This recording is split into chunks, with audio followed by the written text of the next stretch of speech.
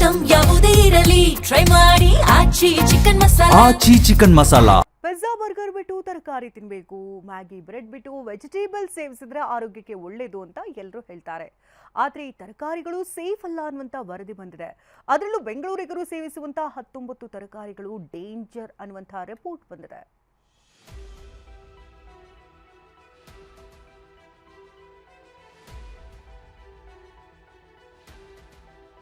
ಬದನೆಕಾಯಿಯಿಂದಲೂ ಕಂಟಕ, ಸೋರೆಕಾಯಿಯಿಂದಲೂ ಆತಂಕ.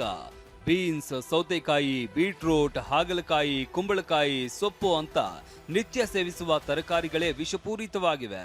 ಆರೋಗ್ಯ ಭಾಗ್ಯ ಕೊಡಬೇಕಾಗಿದ್ದ ತರಕಾರಿಗಳೇ ನಮ್ಮನ್ನ ಅನಾರೋಗ್ಯಕ್ಕೆ ತಳ್ತಾ ಇವೆ.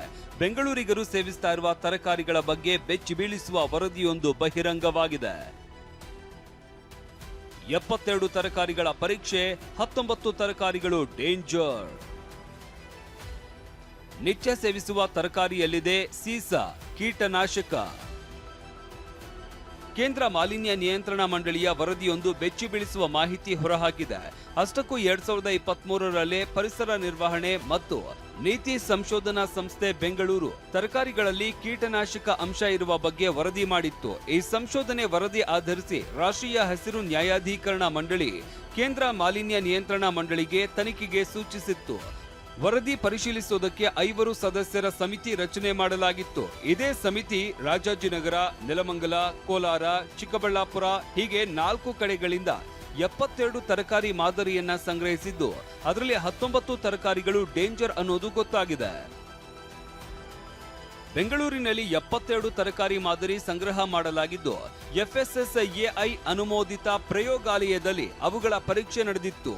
72ರ ಪೈಕಿ 19 ಮಾದರಿಗಳಲ್ಲಿ ಕೀಟನಾಶಕ ಅಂಶ ಪತ್ತೆಯಾಗಿದೆ. ಪರೀಕ್ಷೆಯಲ್ಲಿ ನಿಗದಿತ ಮಿತಿಗಿಂತ ಹೆಚ್ಚಿನ ಸೀಸ ಇರೋದು ದೃಢವಾಗಿದೆ. ಈ ಸೀಸ ಆರೋಗ್ಯಕ್ಕೆ ಹಾನಿ ಮಾಡುವ ವಿಷಪೂರಿತ ಅಂಶವಾಗಿದೆ. ಇನ್ನು ಬದನೆಕಾಯಿ, ಸೋರೆಕಾಯಿ, ಬೀನ್ಸ್, ಸೌತೆಕಾಯಿ, ಬೀಟ್ರೂಟ್, ಹಾಗಲಕಾಯಿ, ಕುಂಬಳಕಾಯಿ, ಸೊಪ್ಪು ಸೇರಿದಂತೆ 19 ತರಕಾರಿಗಳಲ್ಲಿ ಸೀಸದ ಜೊತೆ ಕೀಟನಾಶಕದ ಅಂಶ ಕೂಡ ಪತ್ತೆಯಾಗಿದೆ. ಅದರಲ್ಲೂ ಭಾರತದಲ್ಲಿ 2023ರಲ್ಲೇ ನಿಷೇಧ ಆಗಿರುವ ಮೊನೊಕ್ರೋಟೋಪೋಸ್ ಕೀಟನಾಶಕ ಪತ್ತೆ ಆಗಿದೆ ಅಂತ ಕೇಂದ್ರ ಮಾಲಿನ್ಯ ನಿಯಂತ್ರಣ ಮಂಡಳಿ ವರದಿ ಮಾಡಿದೆ. ಸಾವಯವ ಬದನೆಯಲ್ಲೂ 20 ಪಟ್ಟು ಹೆಚ್ಚಿದ ಸೀಸ.